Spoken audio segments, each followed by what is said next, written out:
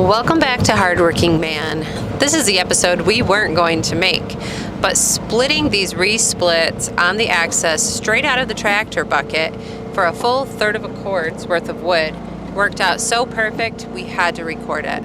Splitting this way straight out of the tractor bucket with the Axis, there is little to no bending over at all. He can easily sort and separate the wood this way. Stay tuned. Later in this video, Heath will give you his take on how you can use moisture meters in your woodyard and also how you could win one of your own.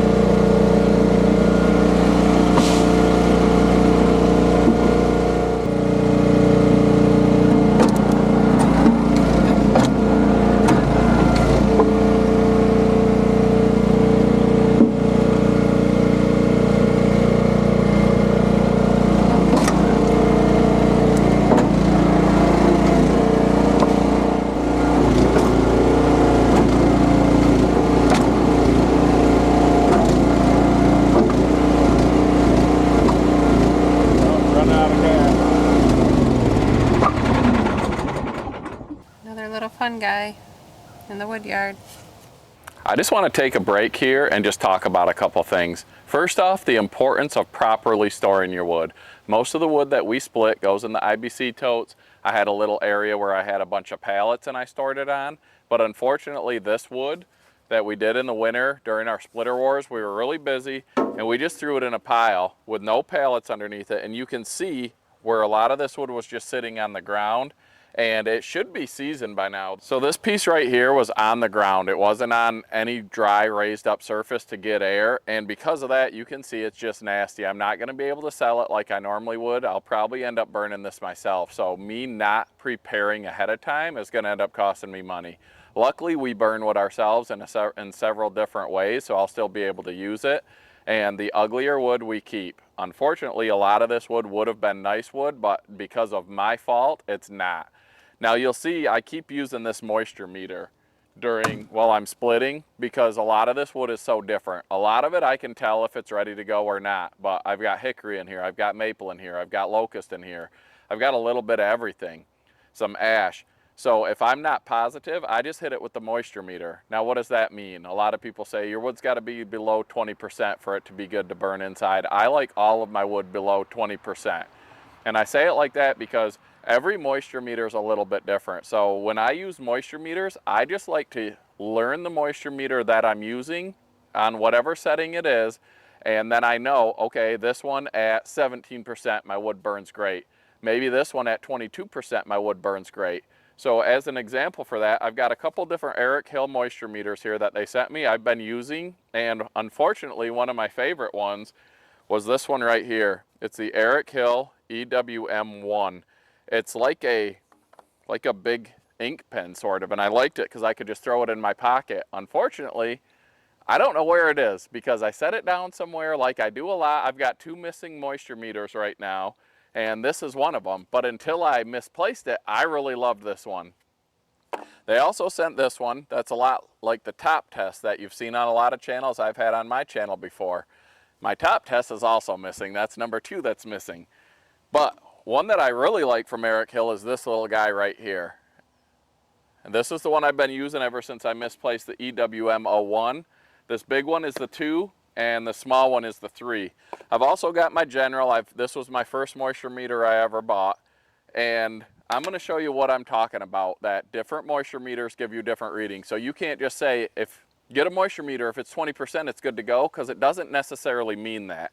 So this piece right here, you always want to get a fresh, clean split to test. You can't test the end of the wood. You can't test a piece that's been sitting out there for 6 months, because the outside is going to read much drier than the inside. So this is a fresh, clean split, and I'm going to show you the difference. So these ones, the fancier, larger ones, they've got a lot of extra data in them.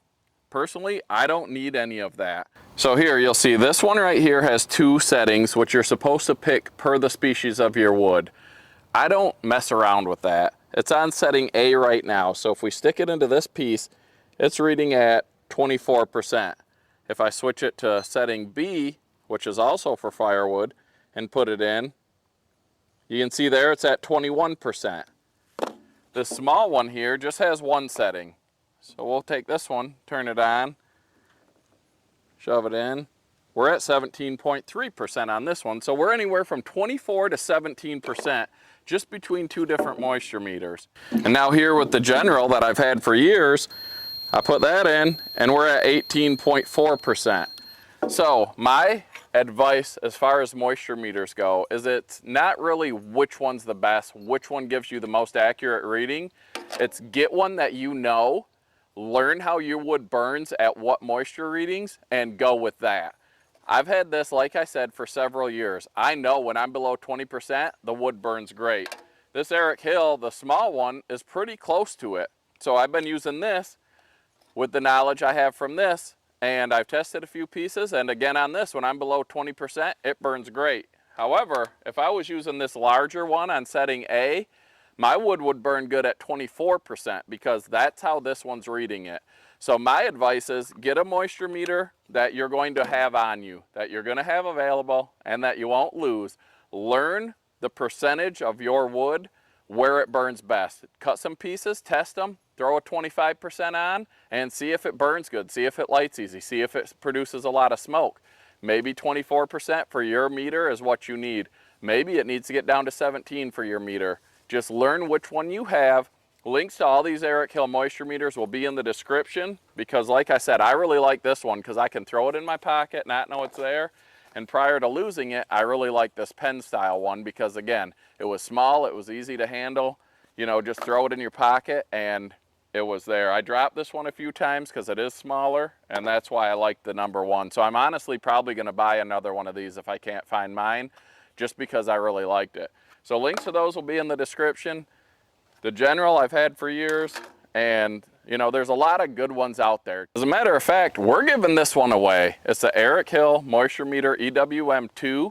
They said, we'll give you an extra one to give away. I always ask for stuff to give you guys, the subscribers. So if you want a chance to win this, we're gonna give it away on our 8K live when we hit 8,000 subscribers, which we're coming up on. So share our videos, thumbs up, like, subscribe if you're not, and comment on this video for a chance to win one of these Erick Hill moisture meters. We'll send it out to you and we'll do a random drawing from comments in this video on our 8K live.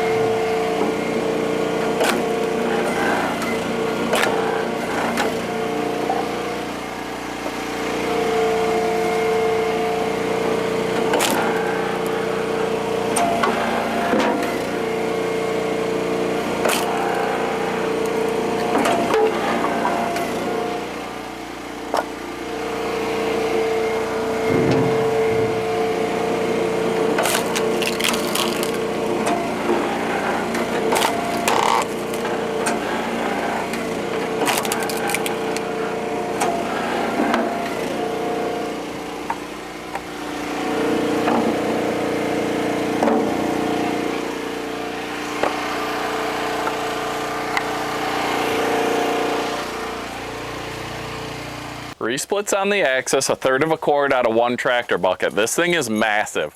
And I've had people before tell me there's no way you fit 1/3 of a cord in that bucket. Well, let's see what we got. We got an IBC tote, 275 gallon, not quite to the top. You got to get these about this high to get 1/3 of a cord. But I got a little bit, I had a little row in here, so I've got probably 1.5 foot by 8 foot in there. Plus I've got this.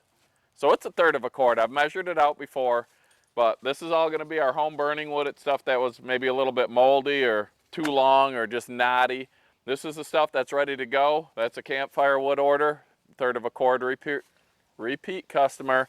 And this is all the stuff that needed more time to season. Had I stored it properly in the first place, it would probably be good. Out in the sun, off the ground, with some wind exposure. This was just piled up next to the driveway. We've been busy, haven't got to it, and that's my fault.